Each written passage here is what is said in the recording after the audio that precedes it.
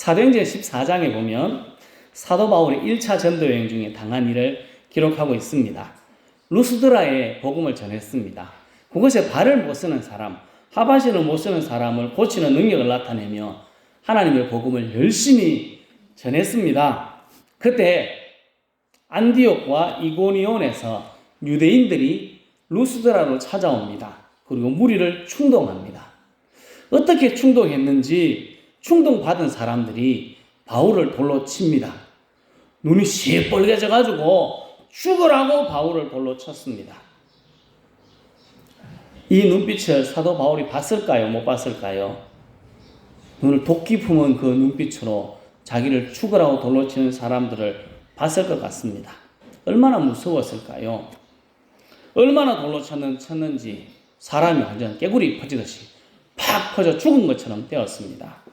그래서 시외로 내쳤습니다. 아마 공동묘지 같은 데로 던진 것 같습니다. 성도 여러분, 사도 바울처럼 하나님의 일을 하다가 복음을 열심히 전하다가 돌에 맞고 죽을 지경이 되었다면 어떤 생각이 들까요? 다시 복음을 전하고 다시 하나님의 일을 하고 싶은 마음이 들까요? 제가 이 사도행전 14장 설교를 작년 이맘때에 했습니다. 이렇게 적어놨습니다. 정내미가 뚝 떨어지지 않겠습니까? 다시는 복음 안 전한다. 다시는 하나님의 일을 안 한다. 내가 이렇게 쇠가 빠지게 했는데 이게 무슨 꼬라지냐. 그렇게 하는 것이 당연한 것 아니겠나 생각이 듭니다만 사도 바울의 행동을 이렇게 소개합니다. 같이 읽겠습니다. 제자들이 둘러섰을 때에 바울이 일어나 그 성에 들어갔다가 이튿날 바나바와 함께 드베로 가서 복음을 그 성에 전하여 많은 사람을 제자로 삼고 루스드라와 이고니온과 안디옥으로 돌아가서 제자들의 마음을 굳게 하여 이 믿음에 머물러 있으라 권하고 또 우리가 하나님 나라에 들어가려면 많은 환난을 겪어야 할 것이라 하고 아멘. 이튿날 머리 깨지고 온몸에 핏덩어리가 된 그날 지나고 그 다음 날이란 말이지 않습니까? 이튿날 여기저기 다 깨진 몰골로 더베로 가서 하는 일이 뭐라고요? 복음을 전했습니다. 우리 이런 사람 보고 뭐라 그럴까요? 미친 사람이라 그럽니다. 맞습니다. 사도 바울 완전히 미쳤습니다. 진짜 미친 사람입니다. 여러분이랑 이렇게 할 수 있을까요? 저에게 이 질문을 한다면 저도 못할 것 같습니다. 아까 말 정내미가 뚝 떨어져가지고 에이씨 이게 당연한 일입니다. 제가 대학교 때인가 고등학교 때인지 모르겠는데 애 한 명을 전도하러 갔습니다. 계속 교회 가자고 하니까 애가 팩 얼굴에 침을 탁 뱉었습니다. 기분이 팍 상하더라고요. 그날 주일 바로 갔습니다. 교회로. 기분이 팍 상한 모습으로 하루 종일 있었습니다. 여러분 돌에 맞아서 지금 이렇게 됐는데 참 하기 쉽지 않습니다. 사도 바울 미쳤기 때문에 그렇습니다. 복음에 미쳤습니다. 복음에 미치면 가능합니다. 복음과 예수님의 가치를 알면 가능합니다. 그것이 더 좋기 때문에 그것을 할 수 있는 것입니다. 우리는 예수님, 복음의 가치를 압니까? 죄를 지은 사람들은 다 죽습니다. 이 죽음의 길에서 살 길은 딱 한 가지 예수님밖에 없습니다. 복음을 받아들이는 것, 예수님을 받아들이는 것, 그것밖에 없습니다. 그래서 이것을 외치지 않고는 견딜 수 없었던 것입니다. 사도행전 4장 12절에 이렇게 말씀합니다. 같이 읽겠습니다. 다른 이로서는 구원을 받을 수 없나니 천하 사람 중에 구원을 받을 만한 다른 이름을 우리에게 주신 일이 없음이라 하였더라. 아멘. 다른 것으로 안 됩니다. 그래서 어떻게 해야 됩니까? 사람을 살릴 수 있는 것이 다른 길이 없으니까 그래서 예수를 계속 외치는 겁니다. 사도 바울도 머리 깨지고 온몸이 핏덩어리가 돼도 다음날 또 외칠 수밖에 없었던 것은 사람을 살릴 수 있는 길이 이 길밖에 없으니까 외친 것입니다. 자고 있는데 눈을 번쩍 떴는데 옆집에서 불이 나고 있습니다. 제일 먼저 본 사람이 해야 될 일이 뭡니까? 그래 외치가 사람 일 나겠습니까? 어떻게 한다고요? 불이야! 불이야! 목이 터져라 외쳐야 됩니다. 그래야 그 옆집 사람이 살 수 있으니까요. 불이야! 이거는 하는 것도 아니고 안 하는 것도 아니지 않습니까? 우리는 이웃 사람 타 죽지 말라고 살아있어야 되기 때문에 목소리를 다해서 외칩니다. 그렇습니다. 그게 당연한 것 아니겠습니까? 그게 이웃 사람에 대한 당연한 일입니다. 생명을 중요하게 여기는 당연한 일입니다. 사람들이 죄로 인해서 죽었습니다. 죽어가는 사람들이 우리 눈에 보입니다. 그들을 살릴 수 있는 길이 딱 하나, 예수님밖에 없습니다. 그러니까 외치고 또 외칩니다. 사람을 살릴 수 있는 길, 그것이 있다면 빨리 조치해야 되지 않겠습니까? 그렇지 않으면 죽으니까요. 죽은 사람을 살릴 수 있는 길은 딱 한 가지, 예수님이면 충분합니다. 예수님 믿으면 살 수 있습니다. 바울은 눈을 시뻘겋게 하고 자신을 죽이려고 돌을 돌로 쳤던 그 사람들에게 다시 갑니다. 그리고 다시 복음을 전했습니다. 자신을 죽이려고 해도, 자신을 괴롭혀도 그들을 살리기 위해서, 그들의 목숨을 살리기 위해서 복음을 계속 전했습니다. 복음의 가치가 있기 때문에, 복음의 힘이 있기 때문에 그렇습니다. 복음이면, 예수님이면 죄로 죽어 지옥 갈 수 있는 사람을 살릴 수 있습니다. 우리는 이 예수님을 먼저 믿는 사람입니다. 예수님을 알고 죽음에서 살리심을 받았습니다. 그러니까 죽어가는 사람들에게 외쳐야 합니다. 불난 사람 집에 뭐라고 해야 된다고요? 그러면 안 된다고요. 그럼 일나도 안 합니다. 자다가 들립니까? 아무 소리도 안 들립니다. 크게 외쳐야 되지 않습니까? 죄로 죽은 사람 살릴 수 있는 길 예수밖에 없으니까 우리는 계속해서 예수님 외칠 수밖에 없는 것입니다. 그래서 교회는 죽으라고 예수만 이야기합니다. 성도 여러분, 우리는 예수님의 가치, 복음의 가치를 바로 알고 경험한 사람으로 죄지어 죽어가는 사람들을 살릴 수 있는 유일한 길인 예수님을 전하는 우리 모두가 될 수 있기를 예수님의 이름으로 축복합니다. 아멘. 예레미야는 이렇게 이야기했습니다. 내가 다시는 예수를 선포하지 아니하며 그의 이름으로 말하지 아니하리라 하면 나의 마음이 불붙는 것 같아서 골수에 사무치니 답답하여 견딜 수 없나이다. 그렇게 이야기했습니다. 예레미야도 복음을 전하다 어려움을 많이 겪었습니다. 우물 속에 갇히기도 하고 먹을 것 없이 살기도 하고 막 어려움을 많이 겪었습니다. 너무 힘드니까 에이 치우자 이렇게 이야기하고 나니 끄떡하고요. 죽을 것 같습니다. 내 마음이 불붙는 것 같아서 골수에 사무치니 답답하여 견딜 수 없습니다. 미치겠습니다. 내 답답해서 미치겠습니다. 그렇게 이야기하고 있습니다. 우리가 복음을 전하지 않으면, 예수님의 이야기를 하지 않으면 우리 마음이 불붙는 것 같아서 답답하여 견딜 수 없는 마음, 이 마음을 우리 모두가 가질 수 있기를 예수님의 이름으로 축복합니다. 아멘. 이것이 예수님의 마음입니다. 사람들에게 아무리 이야기해도, 선지자를 보내서 아무리 이야기해도 듣지 않으니까 하나님이신 예수님이 이 땅에 직접 우리를 찾아오셨습니다.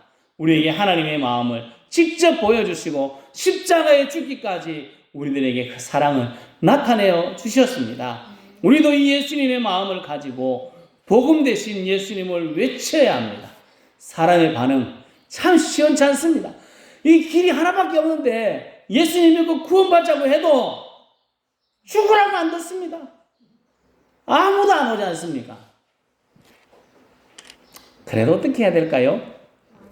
그래도 계속 해야 됩니다. 오늘 말씀을 보면 예수님을 만난 빌립이 나다나엘을 찾아가서 예수님의 이야기를 합니다. 45절입니다. 같이 읽겠습니다. 빌립이 나다나엘을 찾아 이르되 모세가 율법에 기록하였고 여러 선지자가 기록한 그 일을 우리가 만났으니 요셉의 아들 나사렛 예수니라. 아멘. 자, 이 말씀을 읽으며 빌립의 감정을 한번 생각해 봤습니다. 지금 빌립이 누구를 만났다고 이야기한 걸까요? 아니요. 예수님을 만났다고 이야기했습니다. 예수님을 소개하는데 그가 소개하는 예수님은 이스라엘이 기다리던 메시아다라고 이야기하고 있습니다. 내가 메시아를 만났다라고 이야기하는데 그의 표정이 어땠을까요? 너무 새로운 거 받는 듯한, 완전 새로운 것을 경험한 듯한 그런 표정으로 너무 좋고 기뻐서 신나게 이야기했습니다. 빌립이 나다나엘에게 흥분해서 야야야야 내가 예수님 만났다 메시아 만났다 막 하고 있는데 나다나엘이 하는 말이 뭡니까? 택도 없는 소리 하지 마라. 나사렛 그런 동네에는 그런 거 안 나온다. 그런 메시아가 택도 없는 소리 하지 마라. 그렇게 이야기합니다. 성경은 딱 두 절입니다. 45절, 46절로 두 절로 딱 이야기합니다. 대화가 한 번 딱 왔습니다. 제가 생각하기에는 한 번 대화가 와고 끝나진 않았던 것 같습니다. 한 번 이야기가 안 되니까 빌립이 어떻게 했을까요? 아이라카 진짜 맞다 하인가? 내가 메시아 맞다니까 어디 가볼래? 이렇게 이야기하는 거. 그러니까 나다나엘이 아니다 임마 그건 안 된다. 거기는 그렇게 계속 옥신각신하다가 안 되니까 그래가 한 말이 한번 와봐라. 그게 나다나엘 빌립의 마지막 말 아닙니까? 복음의 가치를 알고 사람들에게 아무리 외쳐도 이런 핑계 저런 핑계 됩니다. 오려고 하지 않습니다. 들으려고 하지 않습니다. 그들은 급하지도 않습니다. 아무리 이야기해도 설득이 안 됩니다. 그럼 우리가 해야 될 말이 뭐라고요? 한번 와보라. 한번 가보자. 이게 우리가 해야 될 말이 아니겠습니까?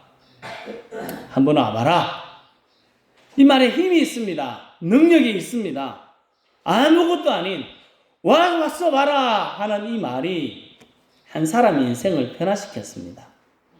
빌립이 나다나엘에게 하다가 안 되니까 한마디 와서 봐라. 우리 표현으로 와봐라 임마. 이 말을 딱 하고 나니까 나다나엘이 어떻게 됐을까요? 예수님께 갑니다. 그러면 한번 가보지 뭐. 그래서 47절에 예수께서 나다나엘이 자기에게 오는 것을 보시고 나다나엘이 직접 갑니다.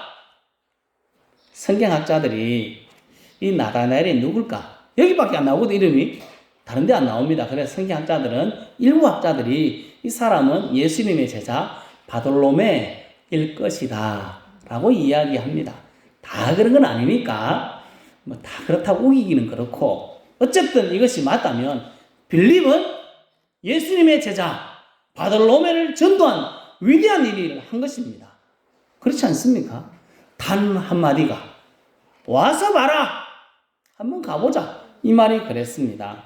성도 여러분, 이렇게 저렇게도 해도 안 되면 해야 될 말이 뭐라고요? 한번 가봐라, 와봐라. 한번 가보자. 말해야 됩니다. 저도 이 자리에 목사로 서 있지만 땡땡이 치고 교회 안 나올 때 있었습니다. 그때 누군가 한마디를 했습니다. 저희 형이 저에게 이렇게 이야기했습니다. 야 임마 교회 가자. 이 한마디 때문에 여기 있습니다. 그때부터 땡땡이 칠 수 없었습니다.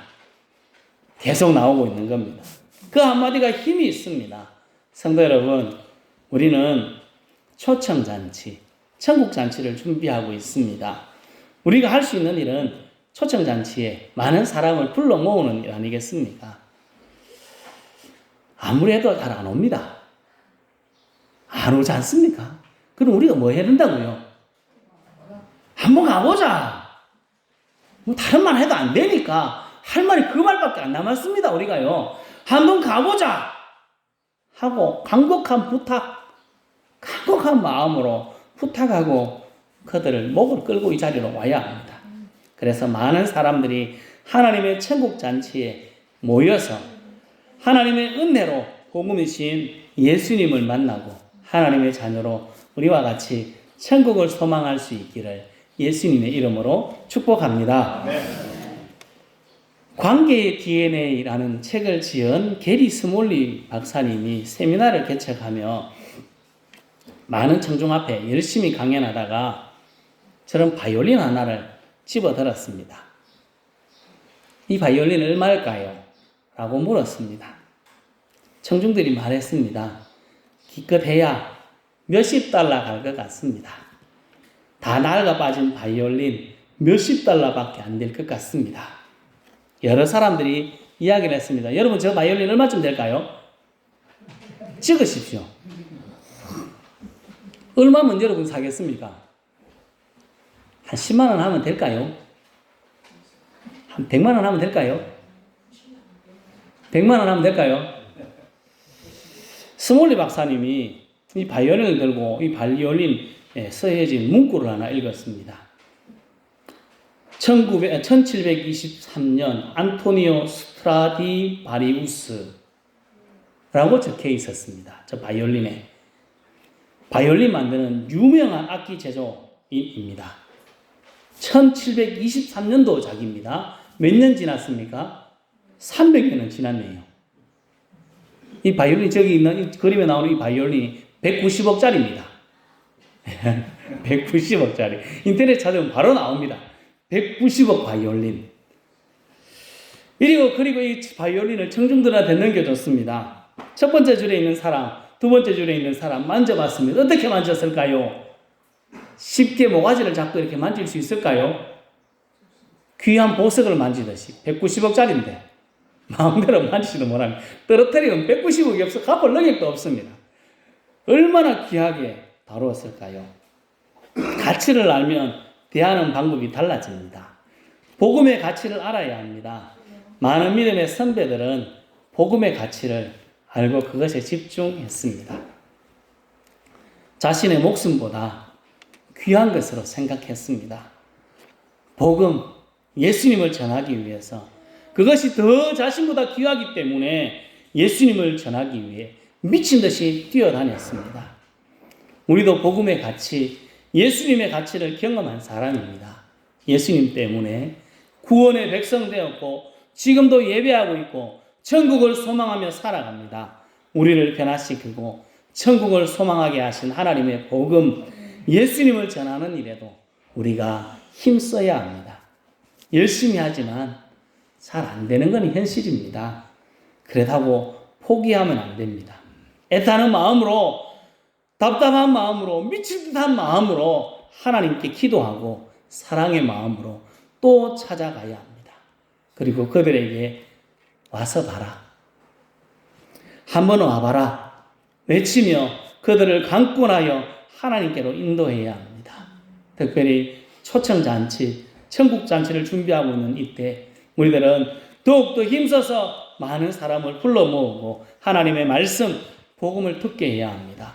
성도 여러분, 우리 마음 가운데 새겨진 복음의 가치, 예수님의 가치를 다시 한 번 더 우리 마음에 새기고 우리를 변화시키고 천국을 소망하게 하신 복음, 예수님을 열심히 전하며 와봐라, 한번 가보자 말하여서 많은 사람들을 하나님께로 인도하여 하나님께 기쁨이 되고 우리도 기쁨이 넘치는 삶을 살아갈 수 있기를 예수님의 이름으로 축복합니다. 기도하겠습니다.